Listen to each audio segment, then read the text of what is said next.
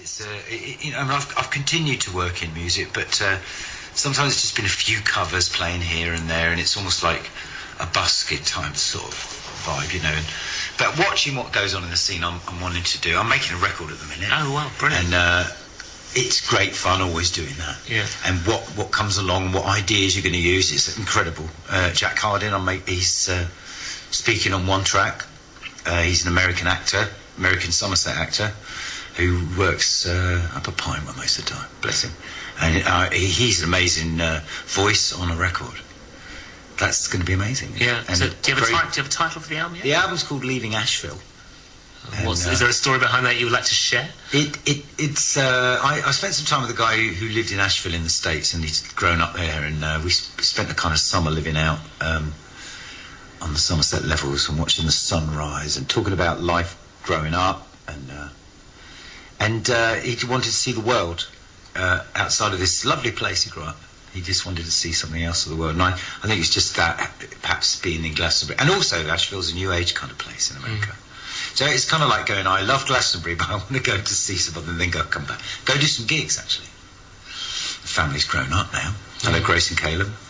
They're my homies, bless them. And I'm going to go do some gigs and get a bit more serious about it. And take a shot in the arm from the scene that's just fantastic scene right now, aren't we? I think that's the thing about music, isn't it? We just lost another artist today as I was driving into the studio with Fats Domino, unfortunately going to the music heaven in the sky.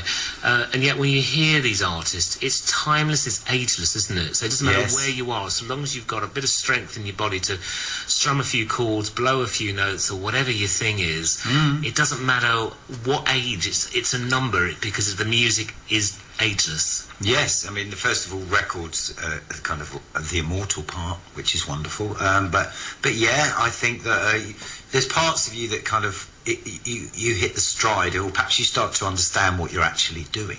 You want to be all sorts of things when we do music. I can't remember who I wanted to be to start with. I can't remember now. But whoever it was, you get to be you in the end, if you're lucky, and hit the stride of that and love that. But also you don't sort of hold on to that all the time, because you're exploring, like all musical artists. People always say David Bowie is the one that did all the changes, but everybody does. I could show you as many changes in Joni Mitchell's music, where she reinvented herself, kind of thing, and that's part of what you do, Sting, or, But they're doing it, but keeping true to themselves, especially Joni Mitchell. There has been so much change there, but you still get her soul in all her albums, don't you? Yeah, I mean, for sure. I mean, for me, she's sort of a massive influence in what I've written, living in Glastonbury particularly. Fantastic. To do with folk and the feminine, really. Yeah, and is your music, does it have that kind of, I mean, Joni Mitchell's has that kind of travelogue feel to it. You're kind of living the plays and living the people in the plays. Yeah. Would you say the same in your music? Well, no, I think actually what it is is the guitars, guitar tunings, and the style of her playing, her plucking style, and also when she turned to electric guitar on Hejira, had a massive effect. In fact, I sing 3 songs off Hejira. And I've been known to sing, and it's those tunings, and also that kind of the musical phrases she tends to put over. They're unique, aren't chords. They? No one else does it like. Yeah, I've got a little bit of that under my belt with it.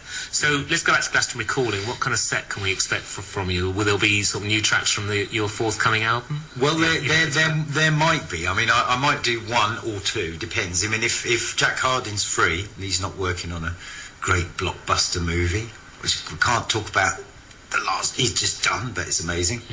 And if he's free, I should say, sure, Jack, you're going to come on the stage and do that. And amazing. And it's a story. We're telling a story of a B-17 that crash landed on the beach of Burnham-on-Sea, New Year's Eve 1943, and the crew all survived. Yeah. And having read this story, I'm just thrilled by it. So we've made a record about it. And can you share the title of that song with us? The name of the plane and the song is Nobody's Darling. Great. So, great. Well, I look forward to seeing you at Glastonbury Calling. I hope I can squeeze out from wherever I may be and catch up with you. Really, really delighted that you're sharing the bill, Glastonbury Calling. want to play us track now. What track are we going to hear from Mr. Beach? Oh, well, from my last album, which is Where Nature Is Alone, you can find that just on YouTube if you want to hear it. Dave Beach, Where Nature Is Alone. This song's called Changing Times, and it's the live version from the Fringe in the summer, from the GFM stage. So that, for me, just it's a sunny day. Absolutely. And I wrote this song for Glastonbury. There you go. Great memory, great times. Dave Beach, looking forward to Glastonbury calling. Thank you so much for joining us. Thank you.